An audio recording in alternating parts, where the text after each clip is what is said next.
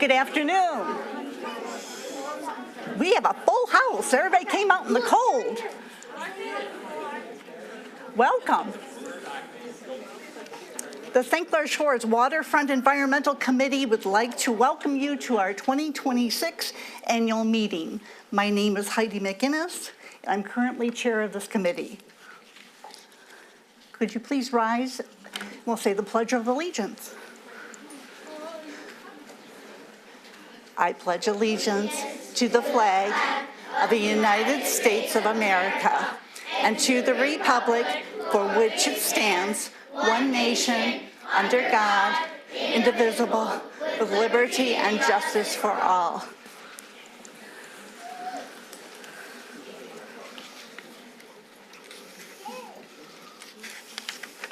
Our committee is committed to the conservation, protection, safe use, and enjoyment of Lake St. Clair for our current and future generations. I'd like to introduce you to our committee members. We are very fortunate today to have our founding member, Joe St. John, with us this evening. Joe has always been a member of this committee. Please do. Dave, why don't you say what you gave Joe this evening? He got a Muskrat Award. Joe's very familiar with muskrats. They're our community mascot in St. Clair Shores. You guys can look that up on Google or something. But I'm going to put it in a more common term. Without this guy who's sitting right next to me, Joe St. John, none of us would be sitting in this building right now, okay? So that's how much he's meant to the Waterfront Environmental Committee. Absolutely. Yes.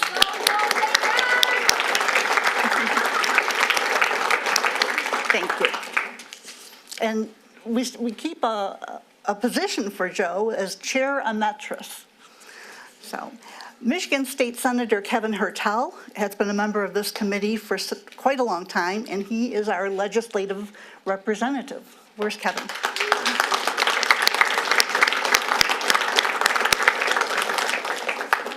Councilwoman Linda Burgess is our city council liaison. Mark Ballin is our co-chairperson.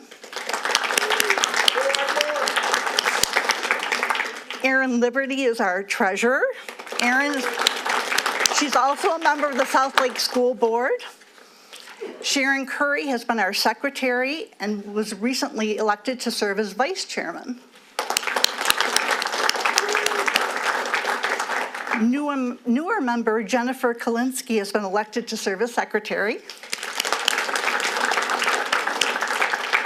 Adrian Reitz is our social media spokesperson. And unfortunately not with us tonight is Sarah Schultz, who's also a school teacher at Elmwood Elementary. Michael Druglever is in charge of the Nautical Coast Cleanup. He's also a U.S. Marine and also a commercial airline pilot, and he sent his new bride, Elena, in his stead.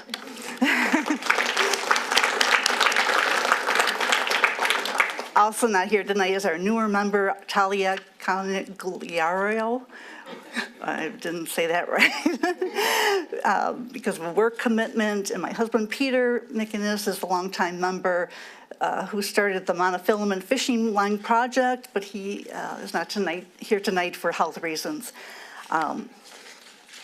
So our scholarship presentation. Since 2007, we have been able to give over $22,000 in scholarships to over 47 students and groups. The committee continues to sponsor scholarships for individual students who live in St. Clair Shores and or go to school in St. Clair Shores. But last year, we expanded our scholarship program to groups in St. Clair Shores, such as the school green teams, and who would like to present their environmental projects to the Waterfront Environmental Committee. These groups can apply for a $500 award to be used for materials to create the group's environmental project. The application for both of these scholarships is on our website, www.scswaterfront.org. www.scswec.org. Last year, our first group scholarship was given to the Green Team at Ardmore Elementary School. Yay!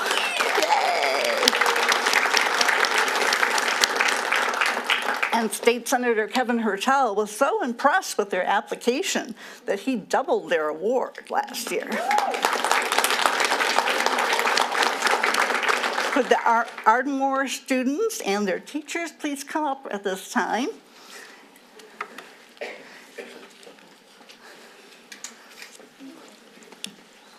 Where's Mike? Where's the mic? Oh, right here.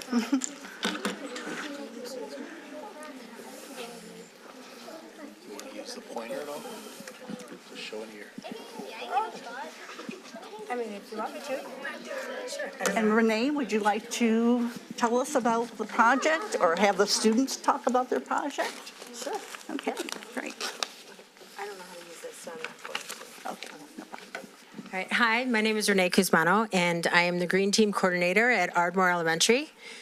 And these are the Green Team kids. And they're... These two boys right here in front of me, Carter Geisey and Connor McKay, they kind of run it, and they helped me fill out the application to get the scholarship this year. So they did an amazing job, and thank you, boys, for staying after school and helping me out fill that out. So last year with the funds and the grant, we built a butterfly garden. And up there we have 3 different pictures of the butterfly garden. And we hope to expand it this year. And we also wanted to dip in a little bit into vermiculture, which we'll probably be learning about later on in the year. Some other things that we do for the Green Team, what do we do with the clothesbins? We have a clothesbin. We partnered with the clothesbin company, and you can donate any of your clothes, shoes, used backpacks, purses, pretty much anything, and just drop it off. It's in front of Ardmore, the building, and drop it off, and then that goes to third world countries, and then we get a little bit of funds to go in towards the Green Team. Boys, do you have anything to say? Thank you. Thank you. Thank you, And that's a little bit about the Green Team, and thank you all very much, and we appreciate everything that the Waterfront Committee does for us. Okay, so Thank you. stay here because you guys did such a good job. This is a $250 check on behalf of Lac St. Clair Kiwanis for your project this year. I'll let the boys grab it. And we also, did you want to talk about the Kiwanis a little bit? Sure. Kiwanis is a community organization that we use funds. We do things like beer pours. We'll be at the Aqua Freeze in the next couple of days, and we use funds from proceeds from that to help donate to students for projects like this or people within the community or other projects that might be going on. So if you've got a Cub Scout group, recently we donated 31 bicycles to kids in need, and so we do things like that. And encourage anybody who'd like to join, stop by, visit us at the Aqua Freeze. We tell you how to join and you can participate, but this is what we do it for, so help kids like this. So thank you. Thank you so much. Stay here because so much. the Kiwanis group requested a photo shoot with any members of Lac St. Clair Kiwanis. If you would like to officially. So, You know what I mean? That'd be great. And then here, you boys come over this way. Dave, aren't you a member? Is it on or off? Or stand behind you. Maybe that either. Here, let me climb up back. The tall kid. Sure. Not you guys, you guys are in front. Ron, come on up. You're a member as well. Linda? Rick's a member. Well, step up and. Linda? Aren't you a member? No? Oh, sorry. Oh, okay.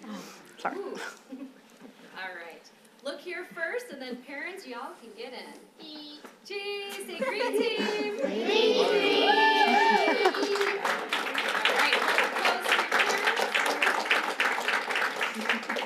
Now we need lines.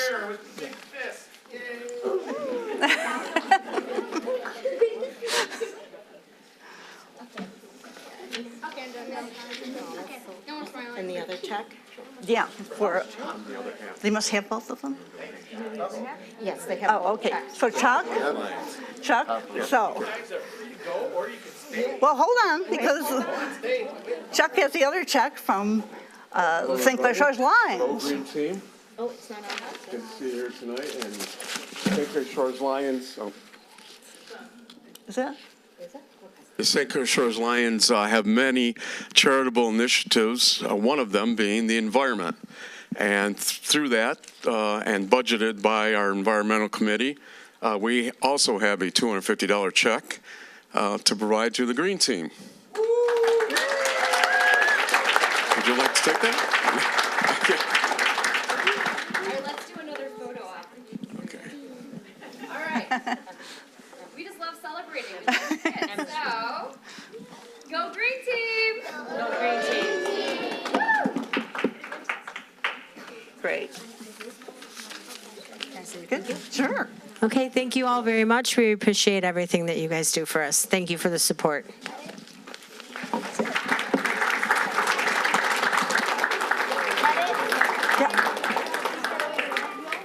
Thank you.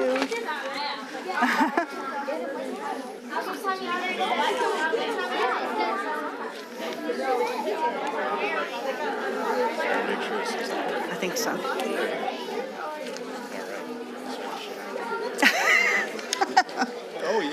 Heidi is a representative of St. Clair. Oh, okay, sure. So we can have it really Right. official.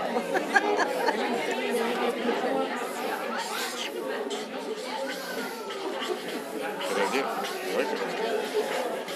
And they're green checks for the green team. That's perfect. Okay. Wonderful.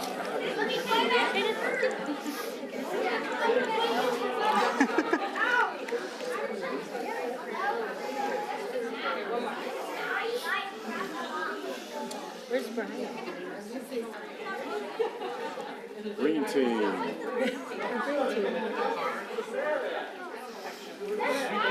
Thank you so much.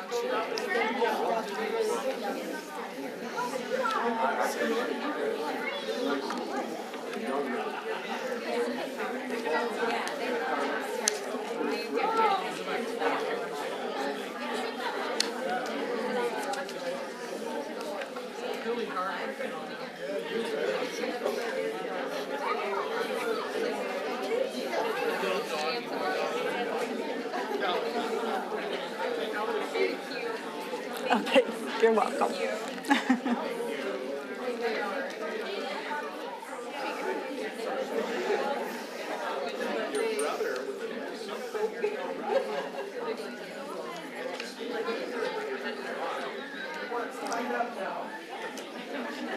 Yeah, really.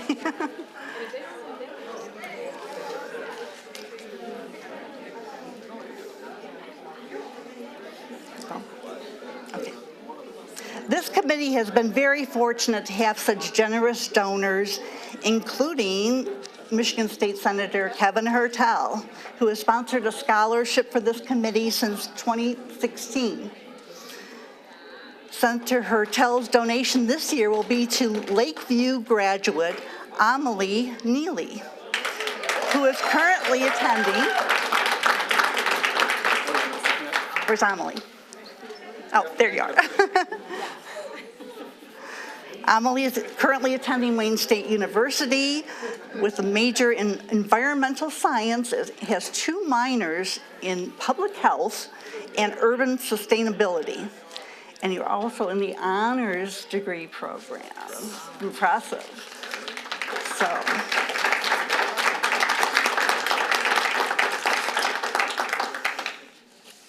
So Senator Hertel's also been very involved with our projects through the years, and we're so fortunate to have him as our legislative representative to keep us apprised of actions of the state senate as they relate to environmental issues in Michigan and in St. Clair Shores.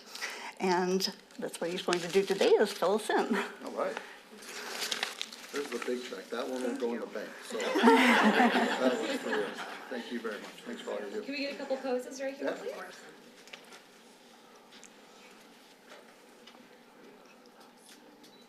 Put that flag in there.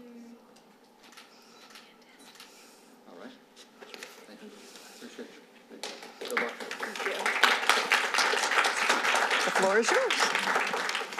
Thank you, Heidi, and thank you, everybody, for being here today and for all that the Waterfront Environmental Committee does all year round. This is always one of my favorite events of the year, but this one's a little special. I have a proud dad moment. My son is now a member of the Green Team at Ardmore, and so I'm very proud of him and everything that they are doing here in our community. Is this the clicker? Does this? I'm flipping Okay. for you, so just give me like a. We've got just a few slides to go over some of the work that we've done at the state level. Now, one of my highest priorities, because I learned so much from being on this committee before I ever ran for elected office, is investing in water infrastructure here in our community with the goal of reducing combined sewer overflows. We have had incredible partners at the city council level with Mayor Kip Walby and the council, as well as the Public Works Commissioner, Candace Miller, who has made this a priority for the county as well. And so we've worked with our colleagues in a bipartisan way to bring back nearly $100 million over the last 6 years back to this community to invest in water infrastructure across Macomb County that is doing the real work to actually reduce combined sewer overflow, something that we've talked about in this area for decades, and we're finally making positive change. You can go to the next slide, please. One of those big investments, in fact, the largest state dollar investment that we made was the Chapatin Canal Rehabilitation Project. If you go there now, that project is fully completed. It was completed last year, and we were proud to cut the ribbon on it with Commissioner Miller. Reduces combined sewer overflows into Lake St. Clair by 40% from that one facility. It was a massive project. We have some drone footage that is really incredible when you go and see the expanse of the underground infrastructure that was added for storage there. It's really incredible. So we're glad that we got that one done, and we're just moving on to the next ones now. The Martin Relief Drain and Storage System, this was a project that we've worked on as well with the county and the SEMSD here in the area.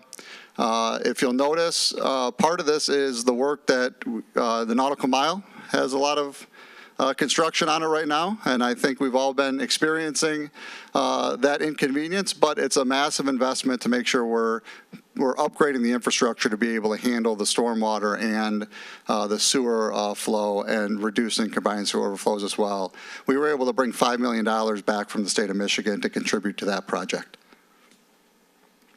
All right, this is the big one for this year, and there's been a lot of talk about the muck that is gathering along our shoreline here in Lake St. Clair.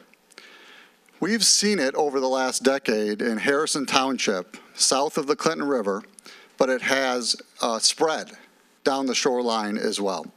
And so a few years back, the county, along with the Army Corps of Engineers, entered into a process to begin a study and try to figure out where this M. walleye is coming from, where it originates from, how it's gathering along the shoreline, with the idea that we could then take action to try to address it. So that study completed. We have some ideas of where this is coming from, what is contributing to it. Some of it is the combined sewer overflows that we're seeing that come from Oakland County down the Clinton River. We are working to address that as well. We've been able to get EGLE, the state department that regulates our sewer systems. We have been able to get them to finally at least take a small step to take some permit action against Oakland County. Now, that's not the end-all be-all. We have a lot more to do, but it's because we continue pushing that we're starting to see some improvement there. If you go to parts of Harrison Township, you will see what is football fields long of this muck gathering along the lake shore. Now, this is a picture of some residents that I toured at the end of a street in Harrison Township this past summer, and you can see that muck there that's gathered along. Some of that's been there for years, and then you can kind of see near the lake, that's some of the newer growth. And as it grows, it grows faster and faster and faster because there's more for it to grab onto and hold on to. What's happening is this M. walleye is being created out in the lake. It grows out in the lake, but the winds blow it into the shore. And once it gathers on the shoreline, it becomes, and it's this really slimy, seaweedy, if you take it, little pieces of it.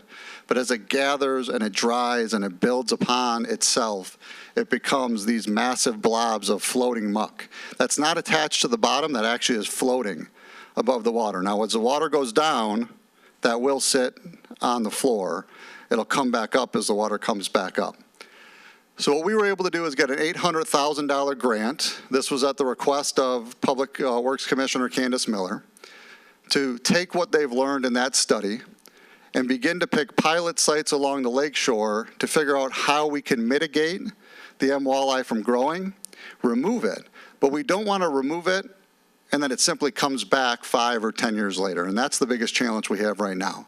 There are many homeowners, rightfully so, and I've met with at least 30 homeowners along the lake that are dealing with this on their shoreline. It smells horrible in the summer. It's a huge nuisance. It's a safety issue. If a child falls into that, they will sink. It's like quicksand.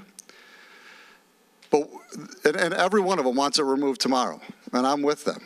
But if we remove it and it just comes back in a few years, we haven't actually solved the problem.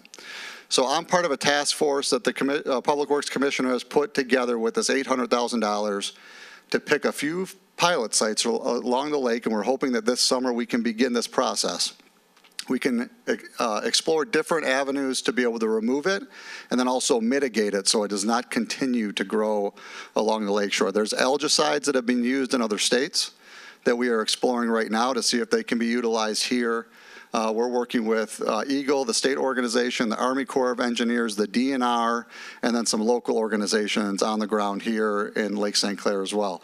And so I'm hopeful that over the next year we'll find some really good ways to start mitigating this, and that will allow us then to start removing it at a more rapid pace and then dealing with it so we don't continue to have this along our shoreline. I believe it's not only just a nuisance, it is a real safety issue, and it's an environmental issue that we have to address as well. So we're going to keep working on that, and I'm thankful for all the partners who have come together to work on it as well. My colleague Elisa St. Germain in the House has done a lot of work on this issue, and we've worked together to make sure we could get this $800,000 and begin the process to restore this shoreline. So I believe that's all the projects that we have here for these slides. We will continue to work with the committee and others across our community to improve the health and the quality of Lake St. Clair. I think we've made massive improvements over the last 10 years. That doesn't mean we don't still have a lot more work to do. So thank you, everybody.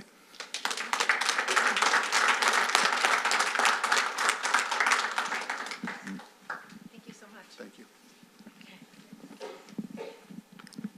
Next up, we're going to have Davies Resource Group coming up. And they are going to talk about naturalized shorelines and the benefits of them and whatever other information they have on those. Thank you. Hi, everyone. I'm Kyle Schumann, and this is my team member, Mike Sobieski. We're environmental scientists at Davies Resource Group, and today we're coming to talk to you a little bit about natural shorelines. This is not really a newer practice, but we're hoping it's something we'll see more common across different areas of the state. So just out of curiosity, is anyone in this room familiar with the term natural shoreline or what that might entail? Okay, I see quite a few hands, so that's good.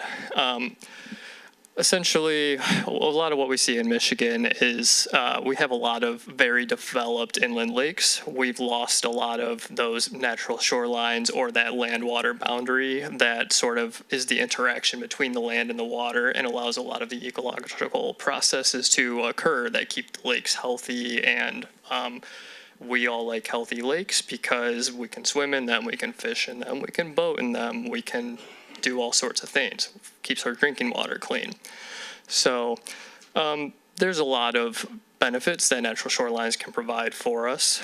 But really the development of a lot of our shorelines throughout the state is sort of the #1 threat to a lot of our lake ecosystems. So we would like to see more natural shorelines installed throughout the state to sort of restore the processes that were working for us before. So we'll go a little bit into what a natural shoreline actually is, and then I'll hand it over to Mike, and he'll explain some of the ecological benefits that we receive from installing these. You can leave it here for now. Yep. So essentially what a natural shoreline is it's not a seawall. It's not turf grass mowed right down to the shoreline. A lot of times it involves, gentle slopes. So a lot of your wave action that creates erosion and other, problems along the shoreline, that's created by your wind speed and the distance it can travel across the water. So you have a larger lake, like Lake St. Clair, you have a lot more time for those waves to pick up energy and come into the shore.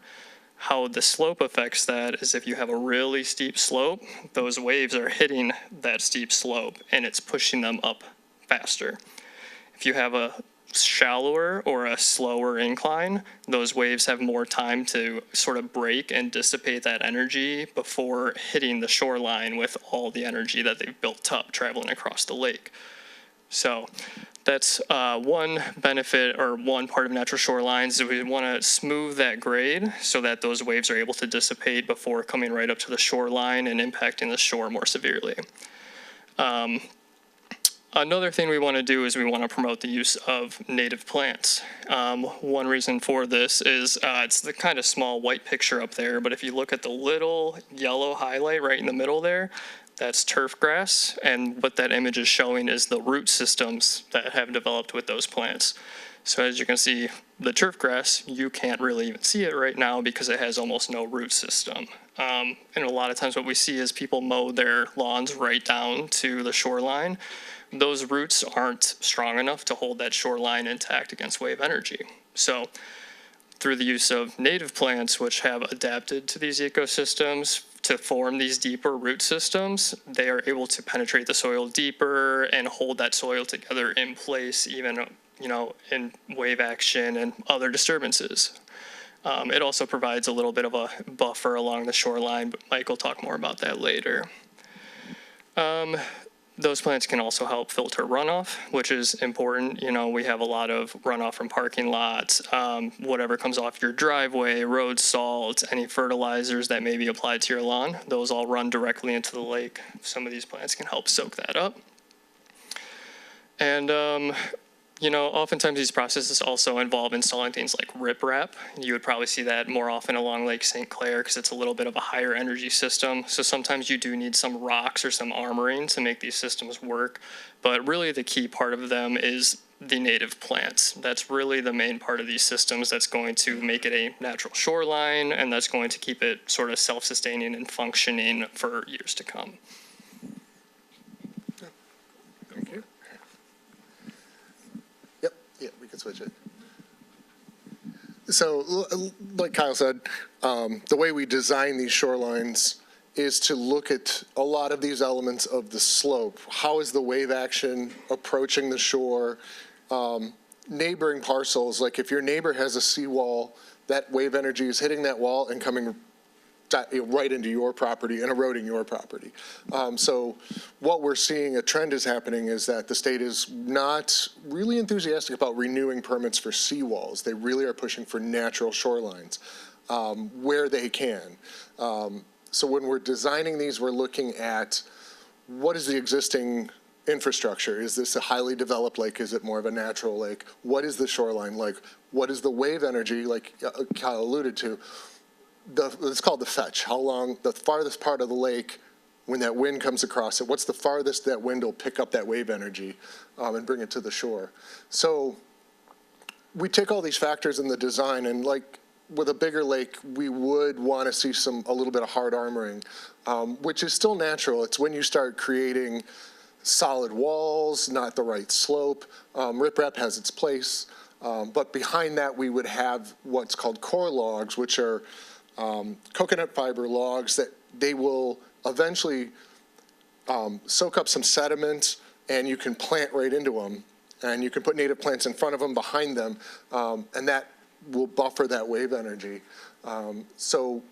And then the key point is then, like we said, the native plants. You put the native plants, the right plants in the right place. So we select plants for the upland, and then for that water land boundary, and then emergent plants in the littoral zone or the area that is still like 1 to 4 feet depth where sunlight can still germinate these plants.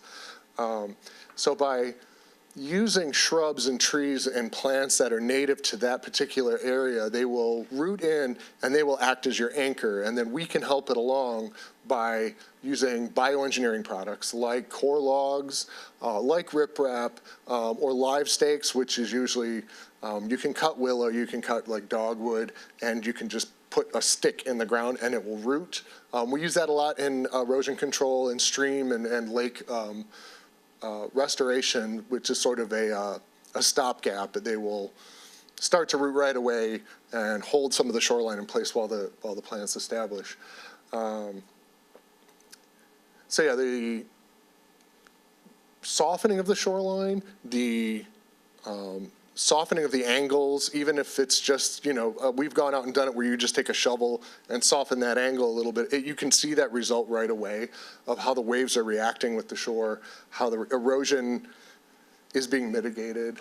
And the knock-on effects of all of this is the biodiversity.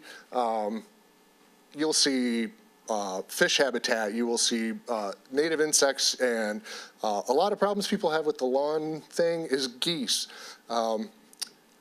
What geese don't do is crawl through tall vegetation. They like that short turf because they can see predators. And if you have a native buffer along your shoreline, they're not going to come ashore, or they're not going to go into the water. So we find that that's a nice effect if you have a goose problem. They don't like tall vegetation. And we do like to arrange this so we're not completely blocking access to the lake. There's a lot of design aspects that can still maintain beneficial use for fishing and boating and swimming, but it's putting as much of that, what we find in nature, restoring that back to what it was. So like that one slide, that one picture, excuse me. Oh, sorry, back. Yeah. Little to no development. There's trees that create a canopy that will reduce the temperature of the water. There are shrubs, there's ground cover. We've got flowers, grasses, ferns, wetland and aquatic plants. Combining all of these different plant communities can help naturalize that shoreline and reduce the erosion, reduce the runoff that comes, from upland, and help produce or help reduce algal blooms and phosphorus runoff into the lake. So these are projects we work on where we work with property owners to design these and install them pretty much across the state as part of Davie Resource Group. So yeah, I think that's kind of our show for natural. Yeah, yeah. Yeah, for sure. Yeah, this is a perfect thing that we're trying to look at as the environmental committee on the muck, these natural shorelines. So we thank you for coming here. But I'm kind of curious, when we think of Lake Clair, right, we just think of, the shorelines around our areas, maybe our beaches. From your experience, are you seeing these natural shorelines throughout the state, or, how often does it happen? How many people are going to this? I guess that's what I'm trying to figure out. It's, I'm not sure on the number. It's a process, I think, that the state is working on to reduce the amount of hard armoring. So what we've learned is what seawalls do best is fail. So they're in a state of about to fail or are failing, and that's due to that 90-degree force action of waves hitting them, and then they undermine them, and then they scour out. So what the state has learned is that they are trying to push for, they're trying to reduce the number of permits for seawalls. In inland lakes, it kind of depends. You have something like Houghton Lake where it's developed all the way around, and it's a lot of seawalls and a lot of docks. So it's kind of a tough sell because you could get one, and I don't get one, and that wave energy hits your natural shoreline. You're not going to have a natural shoreline after a while. So it's sort of an ongoing fight to kind of educate and inform and to get people thinking about what natural looks like versus a seawall or turf grass or, just giant boulders that are way too big for the application, you're using it for. So, okay. Did that help? Okay. Can I add to that real quick? Yeah, for sure. If anyone's interested, there's also a lot of very useful information on the Michigan Natural Shoreline Partnerships webpage. They run a contractor training every year as well to train contractors like us to do this kind of work. It's really beneficial. It'll go way more in depth than we did. We're just barely even scratching the surface here. But also on their webpage is a story map. So they go through different project examples that they've done throughout Michigan. They have photos attached, dates, you can see before and after, and it can make a really big difference in just a year or two from where you started with sort of the bare riprap and core logs to what you see to the left of that, just filled up with native plants. So check it out. They have a publication that's for landowners, and in that booklet it'll kind of run down what is erosion, what is natural plants, what is bioengineering versus, and then it'll tell you some of the permitting process. The state has different levels of permitting, some from just you're planting a bunch of native plants, which doesn't require a permit, up to when you start getting an engineering and excavating, up to riprap, or heavy boulders. So it guides you through the process. If you are a landowner, an inland lake owner, or lakeshore owner, riparian, it'll walk you through the process, and then at the end of the day, you can find a contractor. Great, thank you very much.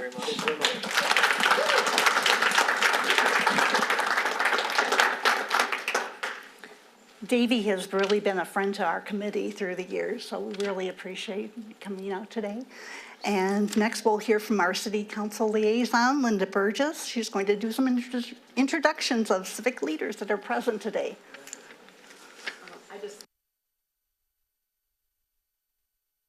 Everything that this committee has been doing, and I've been proud to be a part of it for over 2 years now.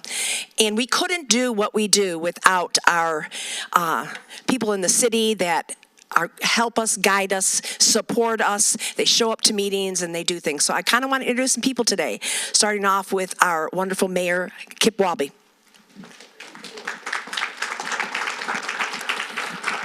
And before I was council liaison here, David Bello, our councilman, David Rebello was the liaison. We have Ron Frederick here.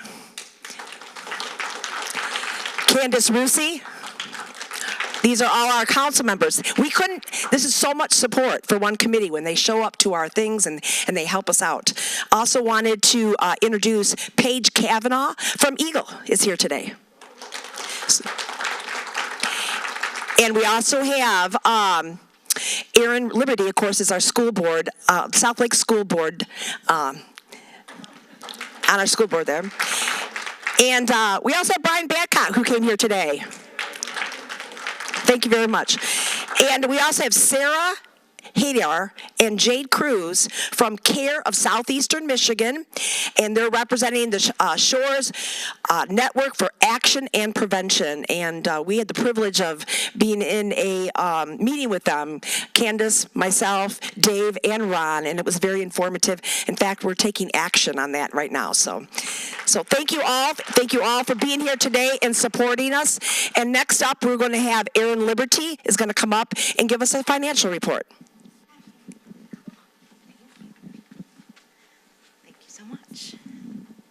Oh, I was hiding those numbers back there. That's okay.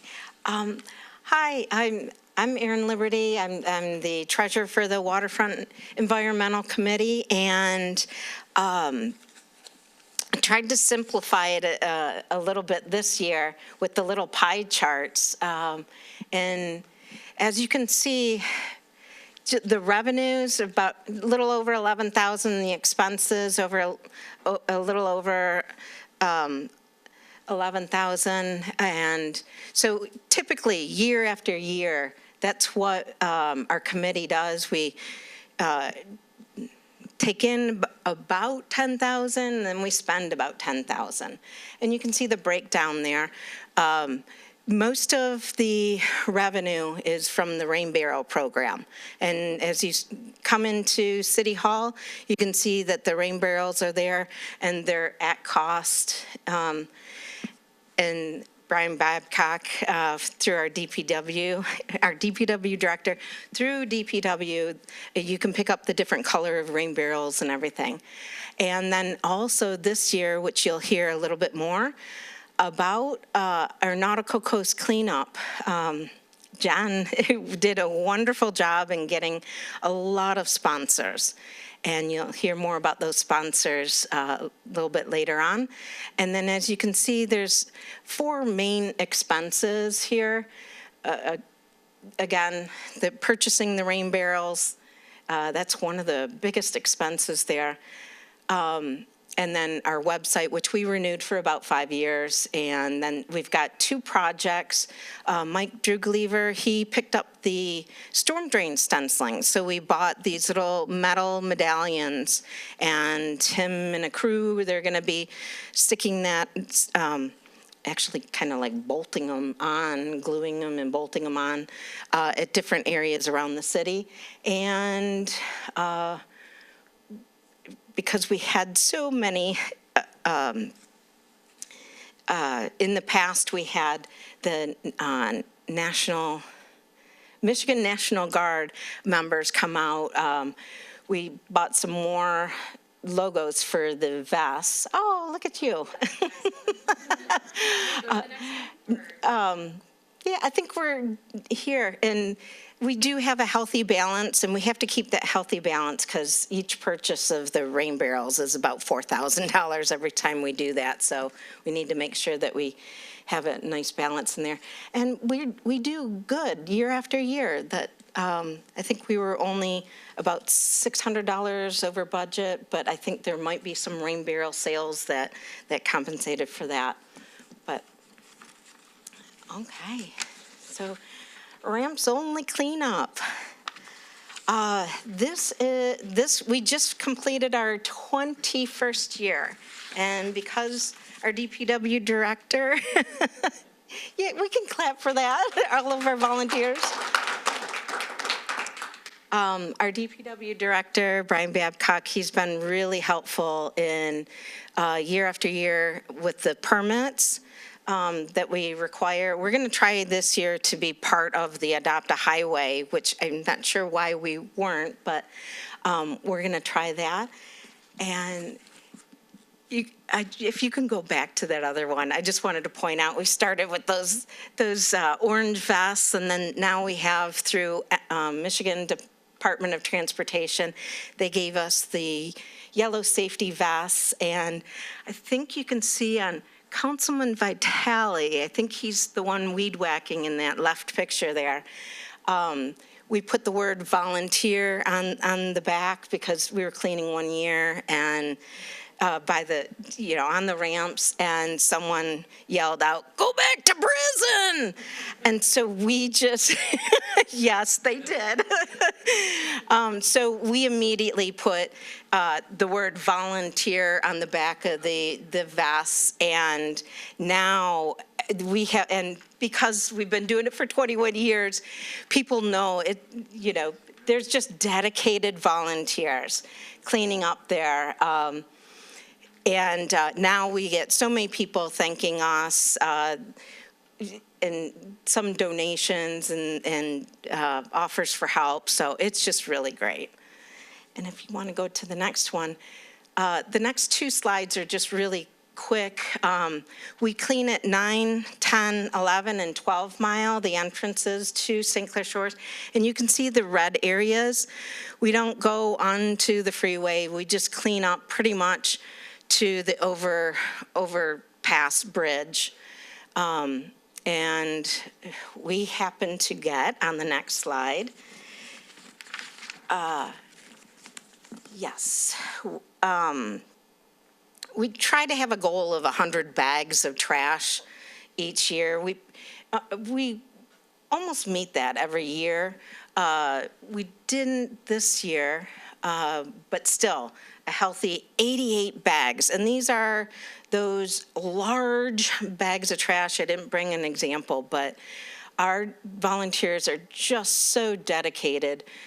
We did have 37 dedicated volunteers this year, which roughly about 2.5 bags each. So it seems like whenever, question? Maybe that's a good thing. Yes. It's going lower and lower. And yes, and we find out that when you have less volunteers, you pick up more because there's nobody else to pick up the trash with you, you know. It's like, oh, I have to pick it up. I see it. But yeah, we do give out a prize for the most unique item found, and I don't know if I should even mention our surprises this year that we found. Yes? No? Okay. Yeah, so, I mean, how do I put it? We had to call the state police in on one of our cleanups. We thought we found a little mini gun. It ended up being a lighter. But still, I was so proud of the response of everyone. And then the next that was the second to last cleanup of the year, and then the very last one. Michigan Department of Transportation, they have us do a safety check and go over all just what to do, what not to do.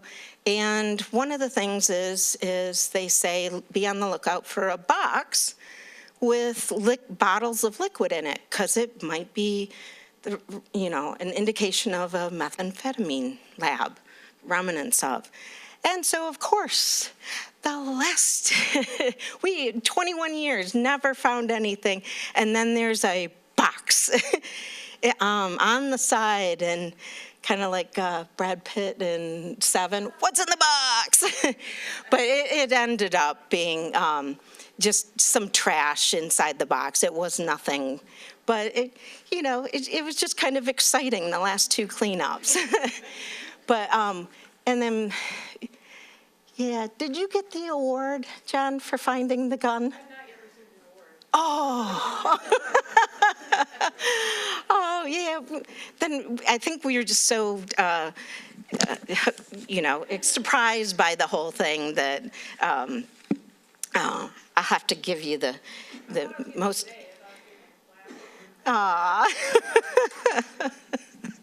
give you a coloring book and a calendar, which the very last thing.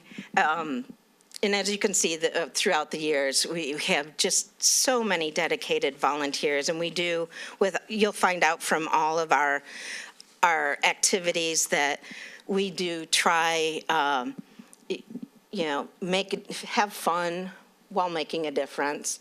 And I know, Candace, you just reminded me, most all of our city council people, they've been involved in the cleanup in one way or another, or actually all of the different activities. So are just wonderful city council members joining in everything.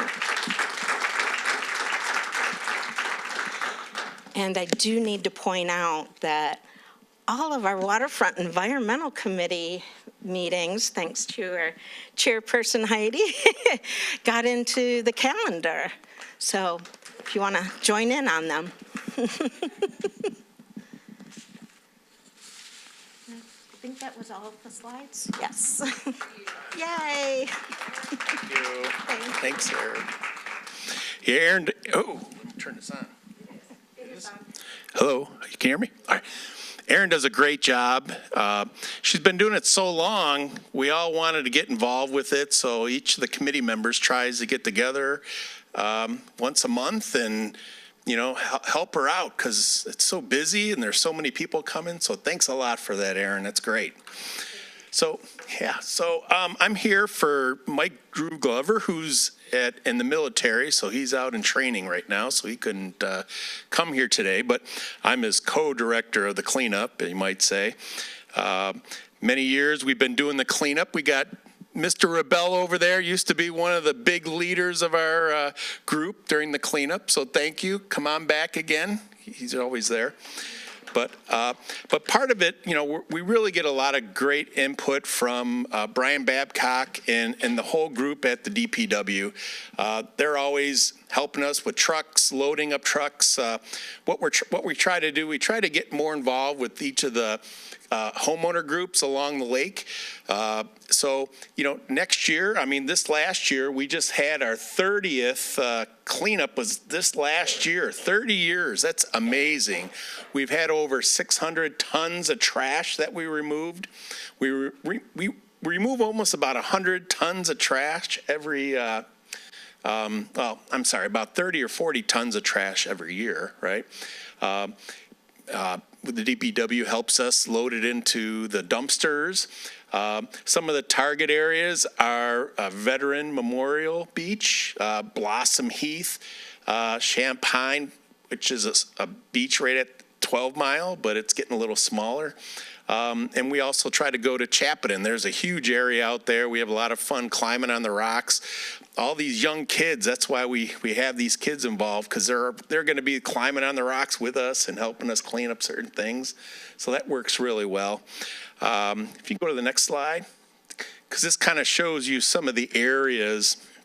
I don't know if you can see my pointer, but the first picture on the right over there, we have Justin comes, and he's the beach captain over at Veterans Park. You could see, we clean up. This was from last year. We cleaned up the beach really well there in that kind of green highlight area. And then we even send our volunteers out into the park, and we're constantly taking down vegetation that's growing around the park and causing a lot of leaves. Then you look at the next area, it's the cleanup of Blossom Heath, and that's a lot of fun too. If you could see there, what we've been doing over the last 10 years is we started going out onto the Coast Guard Road. You can see how the Coast Guard Road is so nice and clean now. It used to be having trees sky high, you can never even see the lake, but now working with the DPW and Blossom with the new renovation of that, they've been helping keep those trees out of the way, and now you get a great view of Lake Clair. But that's the best thing. We want to see the lake because we try to educate the community about all these projects that we do. We talk about the muck. We're talking about clean shorelines, green. Some of these areas, we clean the beaches. We may want to grow some, natural shoreline around some of these areas. I think there's some opportunity for that. But we get involved with like the high schools. We have participation, I said, with the homeowner groups. We're starting to engage marinas because if you go to marinas, you'll see, hey, there's a lot of trash in there, right? So we're trying to reach out to them and volunteer some of our people to go in there and help clean out some of the debris that happens in those areas. So we're really excited about the 31st year is going to be coming up on May 17th, and we couldn't do it without the great volunteers. We got Mark Hoderick back there. Mark, stand up, man. You come every year and you handle all our food, man. You do a great job. That's awesome. So wanted to thank everybody that gets involved and look forward to it. We'll be coming to council, talking about the cleanup on May 17th. There'll be a great time to do that and just educate the community. So thank you very much. I'm going to turn it over to... Oh, I'm going to do the drain markers too. Good old Drew Glover, he left that for me too. Okay. Oh, who's that guy on the right up there? Oh, that's me. All right, so what the drain markers are is we used to go throughout the community and we used to paint a lot, which we still do. We paint no dumping, drains to the lake.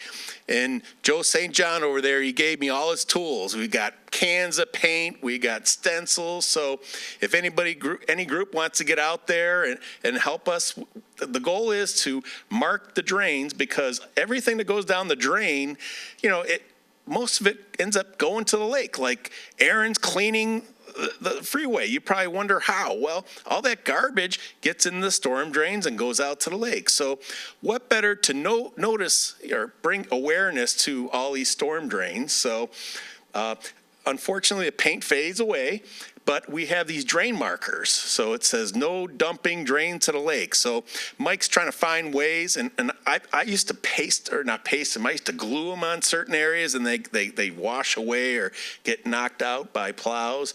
but Mike's got a new revolution that he's going to do. He's going to like maybe saw cut a little bit of an indention on the curb, just about a half an inch. Put these drain markers, and you'll see them starting to come up. We try to put them like at very noticeable areas, especially when you're coming off the freeway. If you see the drain marker, you see, the stencil. A lot of times we'll do the stencil with that. It's bringing awareness, and I'm even hoping maybe the city might adopt these little drain markers, so whenever there's a public project that you're doing anything on the road, you have to come and get these markers and put them on there, because if you look at a lot of the storm drains, a lot of them already have, drains to the lake in the actual metal grid. But sometimes it's good to see, hey, here's a nice little marker right on top. So what the reason why it's good to let people know about that is a lot of times leaves will get into those they'll get on the frame of the catch basins, and then the street starts backing up with water. So we always recommend, hey, rake those leaves out, put them into the lawn, and let the water, go down in the drains. So these new markers will help give us more of a permanent, durable, recyclable program that we're trying to implement throughout the community. So that's what I have.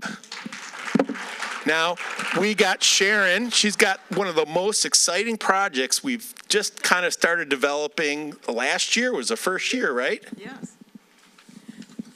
So we have started an Earth Day Family Fun Day, and we started this last year because we used to always do a beach cleanup, but the city's doing such a good job that there's nothing much for us to do there.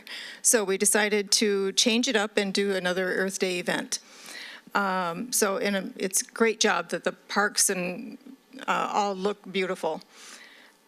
So last year was our first year doing that. We had a rain garden demonstration. We had Davies, of course, Trader Todd's Marina talking about the shrimp wrap recycling. We had Care of Southeast Michigan. Thank you. We had Parks and Rocks doing the teaching of the fishing.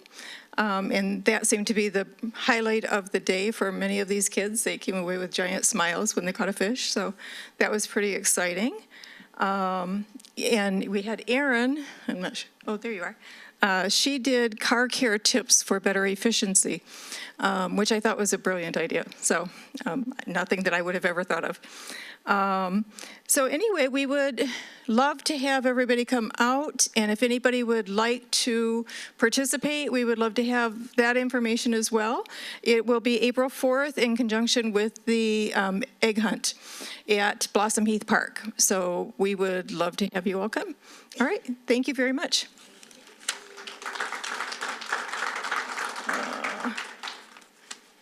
Next up, we have Adrienne. She's our social outreach expert. Thank goodness for her. Ooh, expert. That sounded nice. Thank you, Sharon. Thank you, everybody. Hi. All right. Let me just get over here. Okay, so social outreach. So last year, standing up here, we made some goals. We wanted to make waves in 2025 is what I called it. And the goal was just to build a vibrant, engaging social media on Facebook and on Instagram. And over, what happens when you start posting more and putting things out there, people start to go, okay, I want to be a part of this. Oh my God, this is happening right in my community. And so we were able to do a little bit more outreach when it came to the scholarships and promoting the cleanup events that we just talked about. And with any new event, so the Family Fun Day, I don't know if you guys have ever put on an event. When you have a brand new one that has never been done before, you put a lot of planning into it, but then you also kind of just go, please, please, please. And without having something to push it out there, it's going to be more difficult. So we made some strides in there. And so for the Family Fun, for instance, that was when we started reaching out to the people that were going to be there. So Jade and I did a wonderful little mini video right in the library. And we just talked about, okay, what are you going to be doing at the Family Fun Day? Sharon, for instance, she was actually doing interactive stuff with the kids at the table. I went to Radical Plants, who was going to be bringing food, and kind of interviewed them and said, what you got going on? And then the Davy group, you know, they always come with the most vibrant energy, and so made sure to stay over there for a while and just kind of be in that moment with them. And it was a success. There was not a lot of people. That does not determine success, right? So it was the first one, and we're really excited for the next one. And now that we're starting to build, you know, that that engaging, that community within the social media outreach, you know, we're going to have more people that are going to come. So you can go to the next one, pretty please. All right, and so I just have some numbers up here. When it comes to social media, it's no longer just taking a picture of something and putting it up there.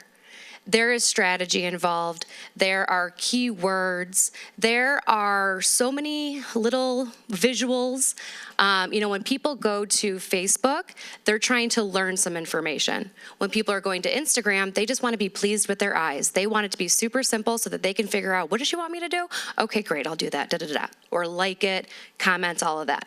So, in the past year, we have gained followers, and I'm in there looking at the metrics. So when I did our video, for instance, Jade, that was one of the first videos where we saw an increase in views.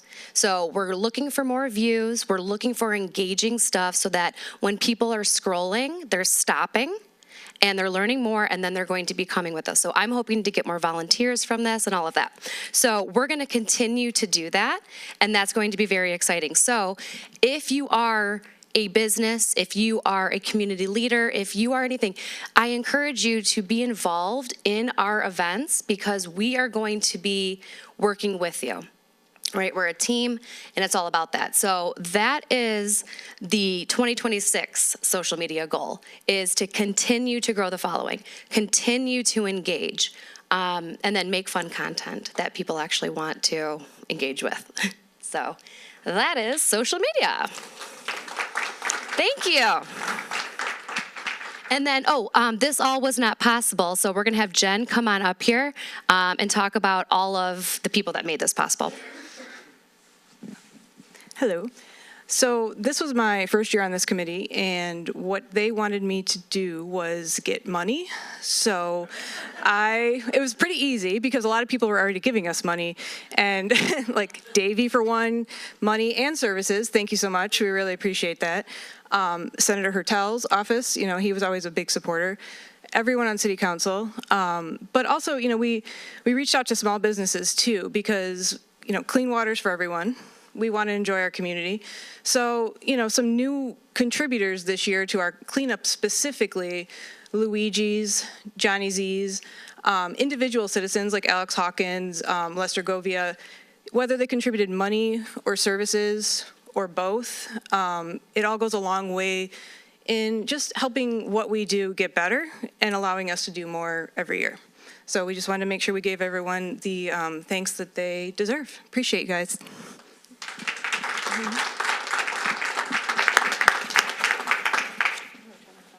Thank you so much, everybody, for coming today. We really appreciate the support from the community and the city council people. And Joe, it's so great you stayed for the whole meeting. Yay.